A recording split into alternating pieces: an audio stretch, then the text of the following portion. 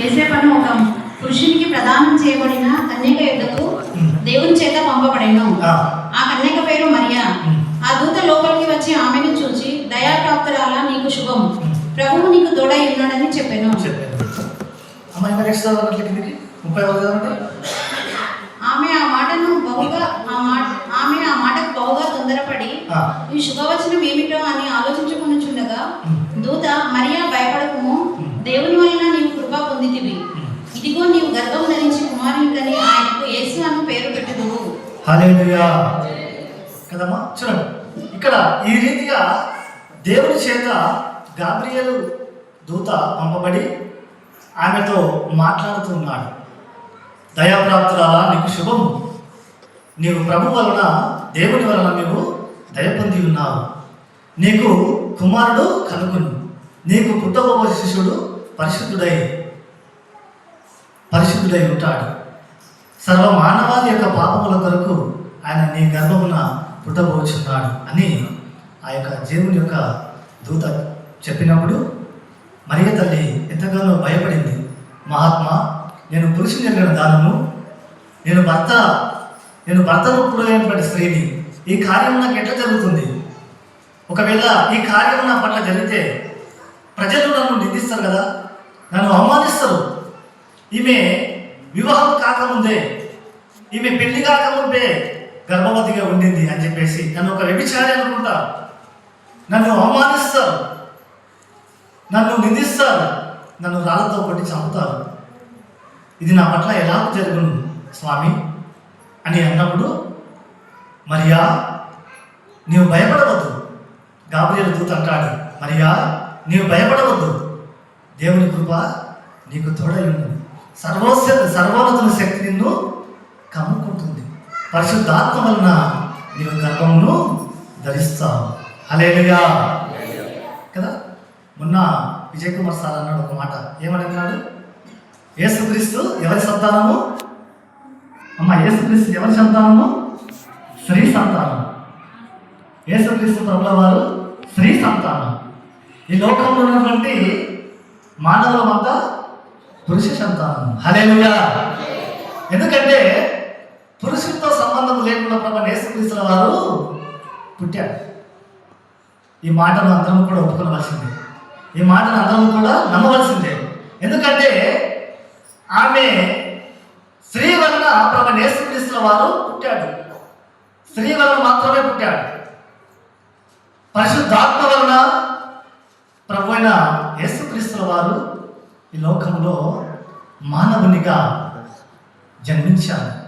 మహోన్నతుడైనటువంటి దేవుడు ఈ సమస్త సృష్టిని నిర్మించి ఏకరీతిగా తన కృప చేత, తన మహిమ చేత పరిపాలిస్తున్నటువంటి దేవుడు, ఏలుచున్నటువంటి దేవుడు, పోషిస్తున్నటువంటి దేవుడు, అతను మానవులమైనటువంటి మన పాపముల కొరకు ఈ లోకంలో తన్ను తాను తగ్గించుకొని మనుష్య కుమారునిగా మానవ శరీరమును ధరించినటువంటి ప్రభు అయిన యేసుక్రీస్తుల వారు. హల్లెలూయా, హల్లెలూయా కదా. ఈ లోకంలో మనం చాలా మంది ఉన్నాం. ఈ మనుషులమంతా మనం ఎట్లా పుట్టాము? పూర్వకాలం ముందు ఆదాము హవ్వలకు కదా, ఆదాము హవ్వను కూడగా ఆమె గర్భవతి ఆయను. కయ్యను పుట్టెను, ఏబేలు పుట్టెను కదా. ఇంకెవరు పుట్టారు? షేతు పుట్టెను, ఇంకా కుమార్తెలు పుట్టారు. మరిద్దరు కూడా ఏక శరీరము అయ్యారు. మరిద్దరు కూడా భార్య భర్తలు కూడుకున్నప్పుడు పుట్టారు. కానీ ఇక్కడ ప్రభు యేసుక్రీస్తుల వారు యోసేపు అయినటువంటి మనుషులకి ప్రదానము చేయబడినటువంటి కన్యకలకు మరియతో దేవుని యొక్క గాబ్రియేలు దూత మాట్లాడి పంపించాడు. ఈ కన్యక మరియ తల్లికి, ఈ మరియమ్మ యోసేపును వారు ఏక శరీరం కాలేదు, వారిద్దరు కూడా కలవలేదు. వారు కేవలం ప్రదానం చేసుకొని ఉన్నారు. శరీరక సంబంధం వాళ్ళ మధ్యలో లేదు. ఎంతో పవిత్రంగా, పరిశుద్ధంగా ఉన్నారు. అప్పుడు గాబ్రియేలు అనేటువంటి దూత 6వ నెలలో గాబ్రియేలు దూత మరియమ్మ దగ్గరికి వచ్చి ఈ మాటలు పలుకుతుంటారు కదా. ఏమని పలుకుతుంది అమ్మా? ఏమని పలుకుతుందమ్మా? దయాప్రాప్తురాలు అంటున్నారు కదా ఇక్కడ. ఎన్నో వచనం అది చదవండి ఒకసారి. 28వ వచనం చదవండి. 6వ నెలలో గాబ్రియేలు అనేటువంటి దేవదూత గలిలయలోని నజరేతు ఊరిలో దావీదు వంశస్థుడైన యోసేపును ఒక పురుషునికి ప్రదానము చేయబడిన కన్యకకు దేవుని చేత పంపబడెను. ఆ కన్యక పేరు మరియా. ఆ దూత లోపలికి వచ్చి ఆమెను చూచి, దయాప్రాప్తురాలా, నీకు శుభము, ప్రభువు నీకు తోడై ఉన్నాడని చెప్పెను. హల్లెలూయా కదా. దయాప్రాప్తురాలు ఈ మరియమ్మ ఎంతగానో దయ పొందినటువంటి స్త్రీలలో ఆమెను ఏమంటారు? చాలా మంది ధన్యురాలు అంటారు. ఈ దయాప్రాప్తురాలు ఎవరంటే మరియ తల్లి. చాలా కొన్ని ప్రాంతాల్లో, మరి తమిళనాడు అక్కడ ప్రాంతాల్లో ఈ మరియమాత చర్చిలు కట్టుకొని, ఈ యొక్క మరియమాత చర్చిలు దేవాలయాలు కట్టుకొని అక్కడ చాలా మరియ తల్లిని పూజిస్తుంటారు. మరియ తల్లిని ఒక దేవతలాగా పూజిస్తారు. ఎందుకంటే నీ గర్భమున లోకరక్షకుడైన యేసుక్రీస్తు ప్రభువు వారు పుట్టాడు కనుక అని ఆ యొక్క మరియ తల్లిని ఎంతగానో గౌరవిస్తూ ఆమెను పూజిస్తారు. హల్లెలూయా. ప్రియ దేవుని సంగమా, అప్పుడు అయ్యా నేను పురుషుడు ఎరగని దానను, నాకు ఈ కార్యం ఎట్లా జరుగును కాదు అని అన్నప్పుడు, అమ్మ నీవు భయపడద్దు, నీవు పరిశుద్ధాత్మ వలన నీకు కుమారుడు కలుగుతాడు, నీకు పుట్టబోతున్నటువంటి ఆ కుమారుడు ఈ లోకంలో సర్వ మానవుల యొక్క పాపములు కడిగి వారిని రక్షిస్తాడని చెప్పినప్పుడు, అప్పుడు నీ చిత్త ప్రకారం జరుగును గాక ప్రభు అని చెప్పేసి ఆమె ఒప్పుకున్నది. ఆ ఒప్పుకున్న తర్వాత అప్పుడు మరి లోక రక్షకుడైన యేసుక్రీస్తు ప్రభువుల వారు మరి ఆమె యొక్క కడుపులో జన్మించినట్లు మనం చూస్తున్నాం. అది లూకాసు వార్తలో మనం చూస్తాం. లూకాసు వార్త 2వ అధ్యాయము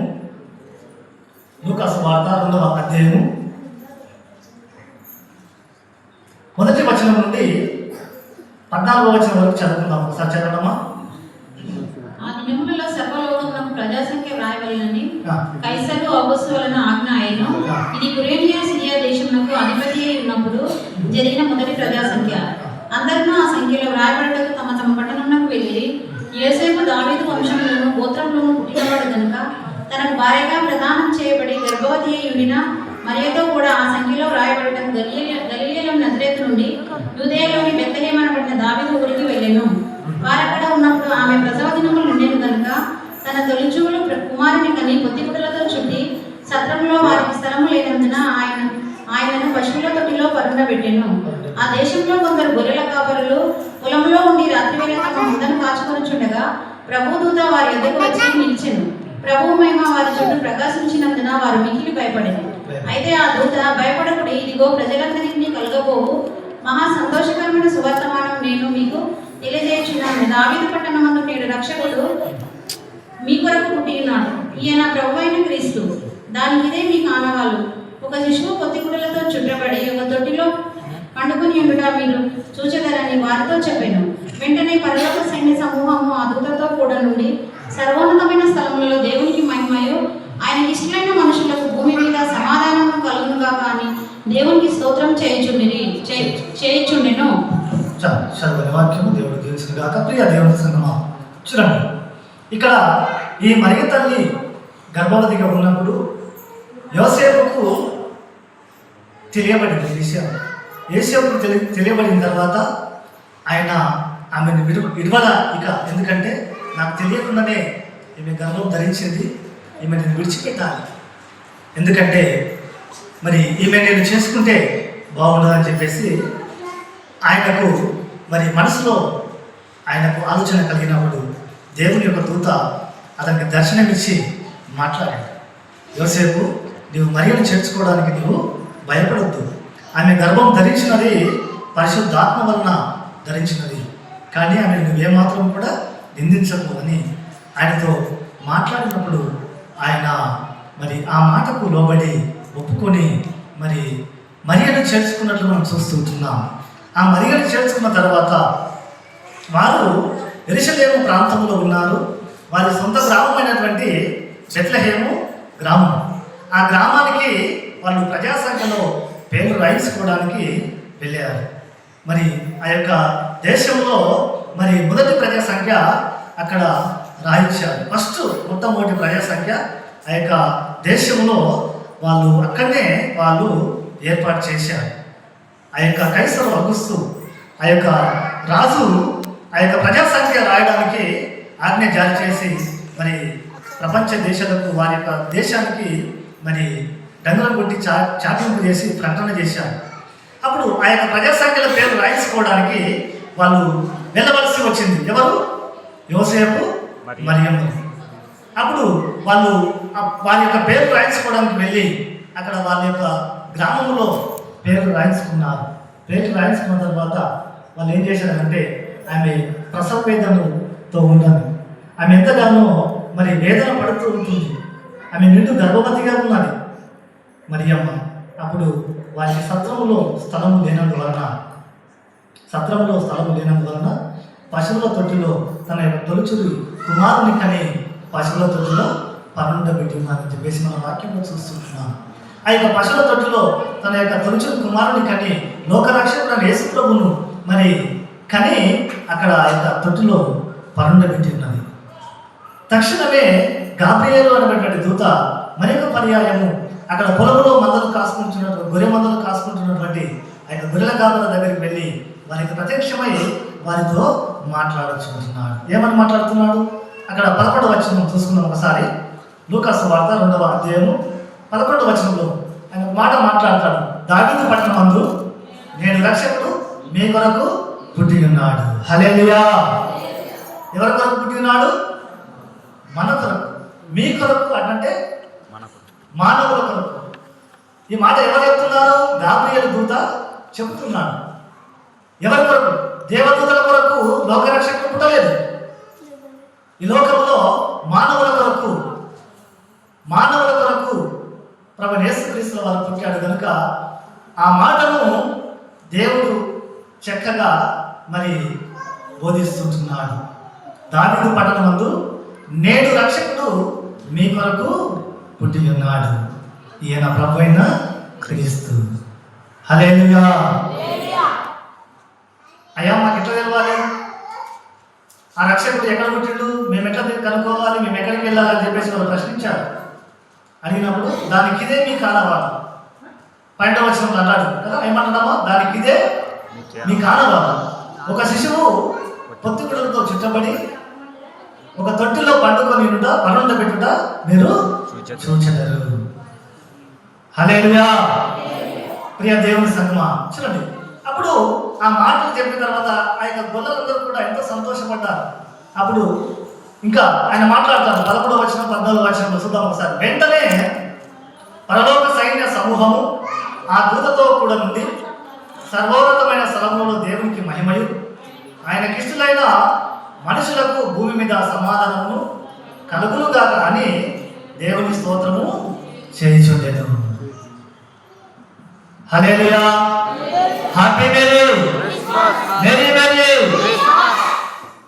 ప్రియ దేవుని సంగమా, ఈ భూమి మీద ఆయనకిష్టులైన మనుషులకు సమాధానం కలుగునుగాక అంటున్నాడు. మన ప్రభువైన యేసుక్రీస్తు వారి భూమి మీదకి సమాధానకర్తగా వచ్చాడు. సమాధానం పరచడానికి వచ్చాడు భూమి మీద. మన మనసులో చింత, భయము, ఆందోళన ఇవన్నీ కూడా తీసివేయాలి.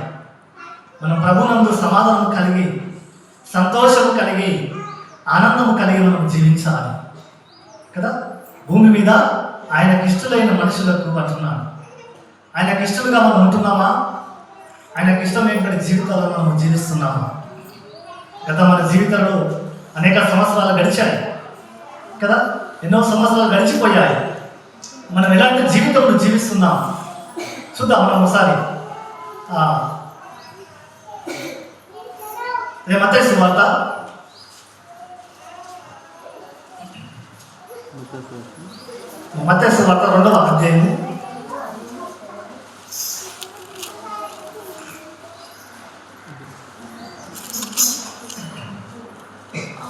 9వ వచనం నుండి 11వ వచనం చదువుతున్నాము. చదవండి ఒకసారి.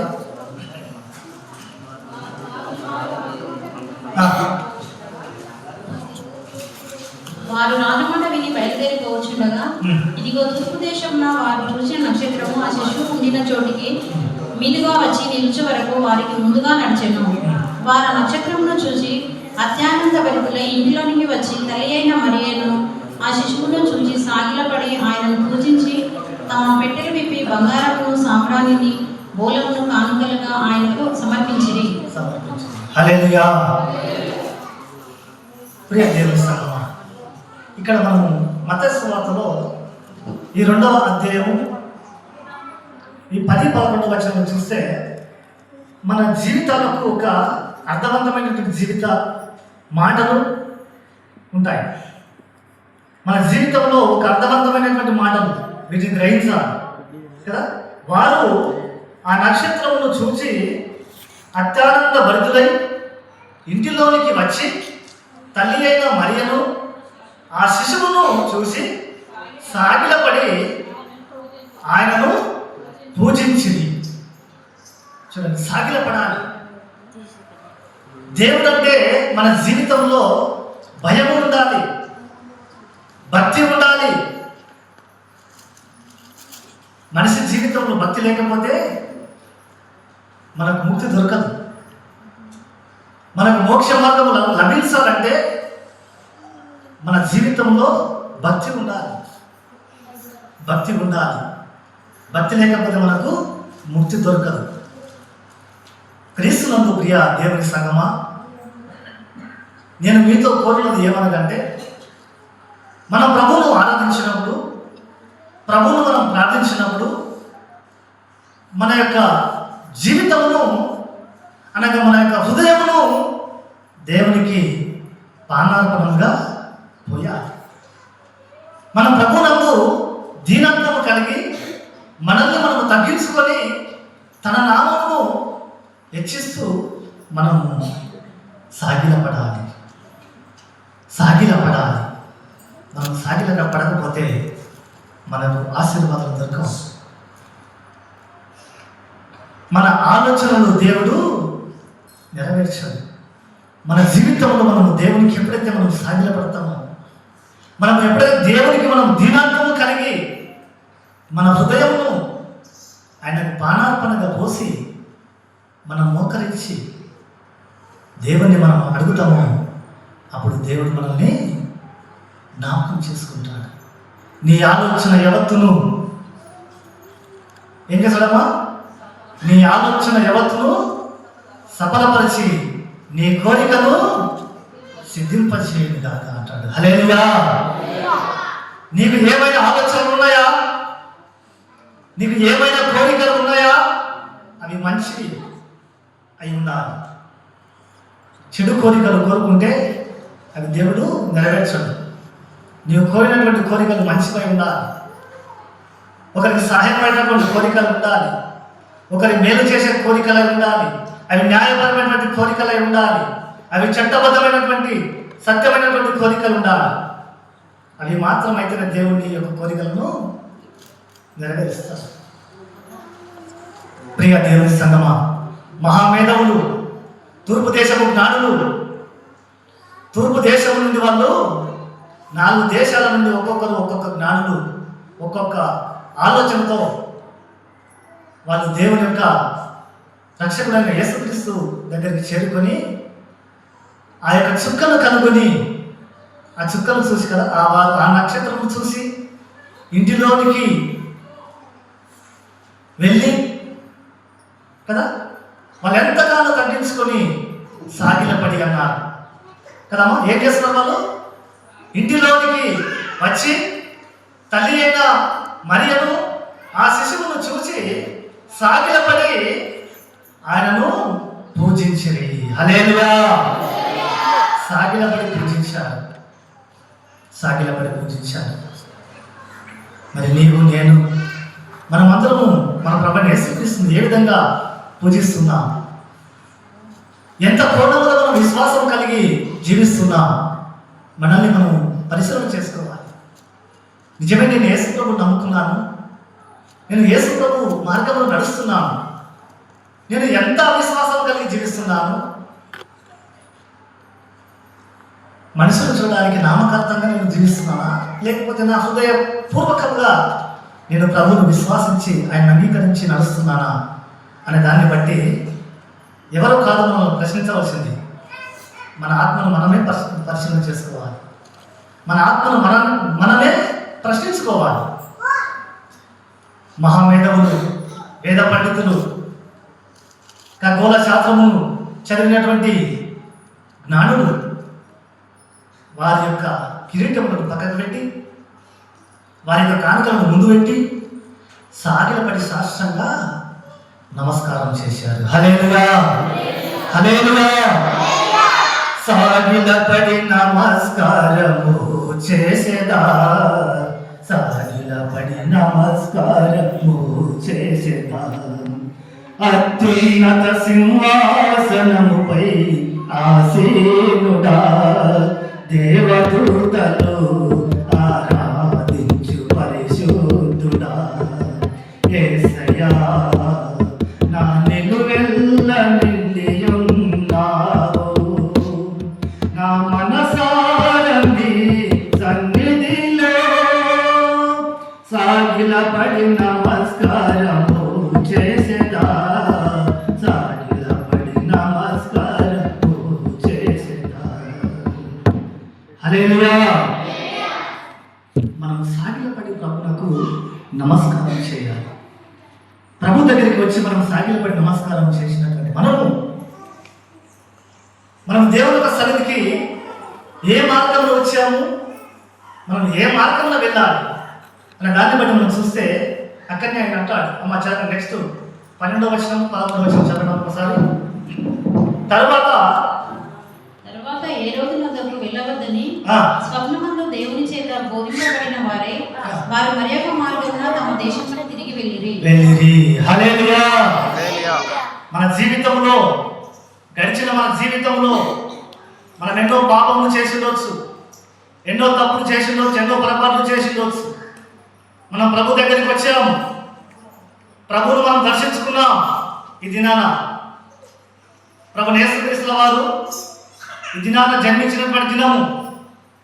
ఈ దినాన మనం ప్రభు అయిన దేవుడిని మనము దర్శించుకున్నాం. జ్ఞానుల వలె మనము దీనత్వంతో ప్రభును మనము సాగిలపడి మనము ప్రార్థించాలి. సాగిలపడి దేవుడిని మనము వేడుకోవాలి. ఏమని వేడుకోవాలి? ప్రభువా, నా జీవితంలో, గడిచిన నా జీవితంలో ఎన్నో పాపాలు చేసిన, ఎన్నో పొరపాట్లు చేసిండవచ్చు. తెలిసి ఒక పని, తెలియక ఒక పని నా జీవితంలో చేసిండవచ్చు.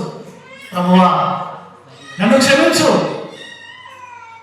నన్ను మన్నించి, నీవు నా కొరకు ఈ లోకంలో పుట్టావు, నీవు నా కొరకు కాల్చినటువంటి ఆ యొక్క పవిత్రమైనటువంటి రక్తంలో నన్ను కడిగి, నన్ను శుద్ధీకరించి, నీవు నా కొరకు ఏర్పాటు చేసినటువంటి పరలోక రాజ్యములో నాకు స్థలమును సిద్ధము చేయి ప్రభు అని చెప్పేసి మనం దేవునితో మనం వేడుకోవాలి. దేవునితో మనం వేడుకోవాలి. మనము దేవుని యొక్క సన్నిధికి కదా ఎట్లా వచ్చాం? మనము హేరోదును దర్శించుకొని ఇక్కడికి వచ్చాం. హేరోదు ఎలాంటి వాడు? కపటమైనటువంటి మనిషి. ఆయన మనసులో దురాత్మ ఉంది. దురాత్మ శక్తి హేరోదును పరిపాలన చేస్తుంది. మనము ఆ దురాత్మను దాటుచూ వస్తుంటున్నాం. ఆ యొక్క దురాత్మ సంబంధించినటువంటి అపవిత్రాత్మ మనల్ని కూడా ఆవరించి ఉంటున్నది, మనల్ని కూడా తాకుతూ ఉంటుంది. కనుక మనము దుష్ట హృదయంతో, చెడు ఆలోచనలతో మనం వెళ్ళినటువంటి మార్గంలో మనం మళ్ళీ వెళ్ళకూడదు. మన ప్రభువైన యేసుక్రీస్తును మనం దర్శించుకున్నాం కదా, మళ్ళీ మన పాత జీవితంలోకి మనం వెళ్ళకూడదు. ఇక జ్ఞానులకు అదే బోధించాడు. పరిశుద్ధాత్మ దేవుడు, గాబ్రియేలు దూత స్వప్నమందు కదా అమ్మ, ఇక్కడ అదే మనం చెప్పాడు కదా. మరి ఒకసారి 12వ వచనము, జ్ఞానంతో ఈ మాట మాట్లాడుతున్నాడు. వారు వెళ్ళిన తర్వాత ఇదిగో ప్రభువు దూత స్వప్నమందు యోసేపునకు అమ్మ 12వ వచనం, తర్వాత హేరోదు వద్దకు వెళ్ళవద్దని స్వప్నమందు దేవుని చేత బోధింపబడినటువంటి వారై వారు మరొక మార్గమున తమ దేశమునకు తిరిగి వెళ్ళిరి. హల్లెలూయా. నాన్నగారా, మీరు వచ్చినటువంటి మార్గంలో మీరు మళ్ళా పోతే అక్కడ ఏం చేశాడమ్మా హేరోదు రాజు? ఫస్ట్ ఈ యొక్క హేరోదు రాజును వాళ్ళు దర్శించుకున్నారు. ఫస్ట్ వచ్చినప్పుడు యెరూషలేములో రాజు ఎవరు ఉన్నారు? హేరోదు రాజే ఉన్నాడు. రాజు పుడితే ఎక్కడ పుట్టాలి? ఈ యొక్క హేరోదు రాజు ఇంటిలోనే రాజు పుట్టాలి అని అక్కడికి వెళ్ళినప్పుడు ఆ యొక్క రాజు శాస్త్రులను జ్ఞానులను పిలిపించాడు. మీరు ఎక్కడికి వచ్చారు, మీరు ఎందుకు వచ్చారని చెప్పేసి అన్నప్పుడు, అయ్యా మేము ఆకాశమందు నక్షత్రం చూసాము, ఆ నక్షత్రం బట్టి చూస్తే మరి ఒక నూతన రాజు, గొప్ప రాజు పుట్టాడని చెప్పేసి మా యొక్క గ్రంథాలలో ఉన్నది, అందును బట్టి ఆ రాజును పూజించడానికి మేము ఇక్కడికి వచ్చామని చెప్పేసి వాళ్ళు అన్నప్పుడు, రాజు పుడితే నా ఇంట్లో పుట్టాలి, కానీ ఎక్కడ రాజు, మా ఇంట్లో రాజు అయితే పుట్టలేదు, మీరు చాలా పొరపడ్డారు అని చెప్పేసి అన్నప్పుడు, లేదు మహారాజా మేము పొరపడలేదు, మేము ఆ నక్షత్రం తప్పకుండా ఆ రాజు సూచనగా ఉంది, మేము వచ్చామని చెప్పేసి అన్నప్పుడు వాళ్ళు ఆయన కూడా అతని యొక్క దేశంలో ఆయన చేతి కింద ఉన్నటువంటి శాస్త్రులను, పరిచయులను కదా, మంచి జ్ఞానులను, వేద పండితులను పిలిపించి ఆ విషయం జాగ్రత్తగా తెలుసుకున్నప్పుడు వాళ్ళు కూడా అదే మాట చెప్పారు. అవును రాజా, మరి రాజులకు రాజు జన్మించాలని ఈ యొక్క శాస్త్ర గ్రంథంలో రాయబడి ఉన్నాయి, మరి వచ్చింది నిజమే, వాళ్ళు చెప్పేది కూడా నిజమని చెప్పినప్పుడు, సరే మీరు వెళ్ళి ఆ రాజు ఎక్కడ ఉన్నాడో మీరు వెళ్ళి పూజించి రండి, మేము కూడా వెళ్ళి పూజించి వస్తామని చెప్పేసి కపటోపాయం చేత ఆ మాటలు చెప్పి పంపించారు.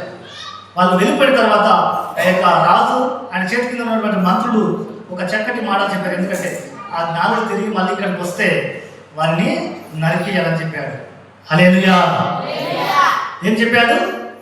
ఆ జ్ఞానులు మళ్ళీ వారి యొక్క వర్తమానం తీసుకొని మన దగ్గరకు వచ్చింది అనుకో, ఆ రాజును ఆ బాలుడు ఎక్కడైతే పుట్టాడో ఆయన పూజించి మన దగ్గరకు వచ్చినప్పుడు ఆ వర్తమానం మనం స్వీకరించాలి, అడ్రస్ తెలుసుకుంటాం కదా. ఆ యొక్క అడ్రస్ తెలుసుకున్న తర్వాత వారి యొక్క తలలపై, వారి యొక్క శరీరాల పైన తలలు ఉండకూడదు అని రాజు ఆజ్ఞయించాడు. ఆజ్ఞయించినంత మాత్రమే కాకుండా యేసుప్రభు పుట్టినటువంటి 2 సంవత్సరాలకు ఆ యొక్క జ్ఞానులు యేసుప్రభుని చేరగలిగారు. 2 సంవత్సరాల నాటికి యేసుప్రభుని చేరగలిగారు. అప్పుడు ఎన్ని రోజులైంది ఆకాశమందు నక్షత్రం పుట్టాడంటే, అయ్యా 2 సంవత్సరాలైంది ఆ నక్షత్రం పుట్టి, 2 సంవత్సరాల నుండి మేము శాస్త్ర గ్రంథాలు చదువుతున్నాం, ఎంతో వేద పండితులను మేము కనుగొని ఎంతగానో మేము ప్రయత్నం చేస్తున్నాం. ఎందుకు పుట్టింది ఆ నక్షత్రం అంటే, ఆ యొక్క ఖచ్చితంగా రాజులకు రాజు, ప్రభులకు ప్రభు, లోక రక్షకుడైన నూతన రాజు జన్మించాలని చెప్పేసి రాయబడి ఉంది, అందుకని మేము వచ్చామని చెప్పినప్పుడు సరే అని చెప్పేసి వారు ఆ గ్రంథాలు చదవడానికి టైం పట్టింది. అది తెలుసుకొని వాళ్ళు ప్రయాణమై వింటల మీద కాకినాడతో ప్రయాణం చేశారు. తూర్పు దేశం నుండి యెరూషలేము దేశం వరకు, యెరూషలేము నుండి బెత్లెహేము గ్రామం వరకు వాళ్ళు ప్రయాణం చేశారు. హల్లెలూయా. 2 సంవత్సరాల టైం పట్టింది వాళ్ళు యేసుప్రభుని చేరుకోవడానికి. అప్పుడు ఎన్ని రోజులైంది యేసుప్రభు ఈ బాలు పుట్టారని అన్నప్పుడు 2 సంవత్సరాలైంది రాజా అని చెప్పేసి జ్ఞానులు వాళ్ళకు ఖండితంగా చెప్పారు. అప్పుడు ఆ దేశమంతా కూడా ఒక ఆజ్ఞ జారీ చేశాడు ఆ యొక్క హేరోదు మహారాజు మహామంత్రి. ఈ దేశంలో 2 ఏళ్ళ పసిపిల్లలు, మగపిల్లలు, పసిపిల్లలు, 2 సంవత్సరాల వయసు లేనటువంటి మగపిల్లలందరూ కూడా చావవలసిందే, వాళ్ళందరూ కూడా చంపేయాలని చెప్పేసి ఆజ్ఞ జారీ చేశాడు హేరోదు రాజు. ఆ ఆజ్ఞను విన్నటువంటి ఆయన చేతి కింద మంత్రివర్గం అందరూ కూడా మరి యాక్షన్ తీసుకున్నారు.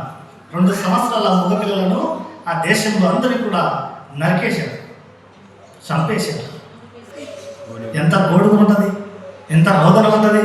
ఎందుకంటే యేసుక్రీస్తు యొక్క తల్లికి మరి తండ్రి అయినటువంటి యోసేపునకు దేవుని యొక్క గాబ్రియలు దూత తెలియపరిచారు. ఈ దేశంలో హేరోదు రాజు కపట ఉపాయం చేత 2 ఏళ్ల పసిపిల్లలను చంపడానికి ప్రయత్నం చేస్తున్నాడు. ఆజ్ఞ జారీ చేశాడు. మీరు వెళ్ళి ఎక్కడ ఉండమని చెప్పాడు? మీరు ఎక్కడికి వెళ్ళమని చెప్పాడు? ఐగుప్తు దేశానికి వెళ్ళమని చెప్పింది. ఐగుప్తు దేశానికి వెళితే ఈ యొక్క బాలుని ప్రాణమును మీరు రక్షించినటువంటి వాళ్ళు అవుతారు. మీరు తక్షణమే లేచి ఐగుప్తునకు పారిపోండి అని చెప్పాడు. హల్లెలూయా. వారికి ఆ మాట చెప్పాడు గాబ్రియలు దూత. ఈ జ్ఞానంలోకి ఏం చెప్పాడంటే, మీరు తిరిగి మళ్ళీ హేరోదు దగ్గరికి వెళితే మీ శరీరముల పైన మీ తలకాయలు ఉండవు, మీరు వేరొక మార్గంలో వెళ్ళండి అన్నాడు. హల్లెలూయా.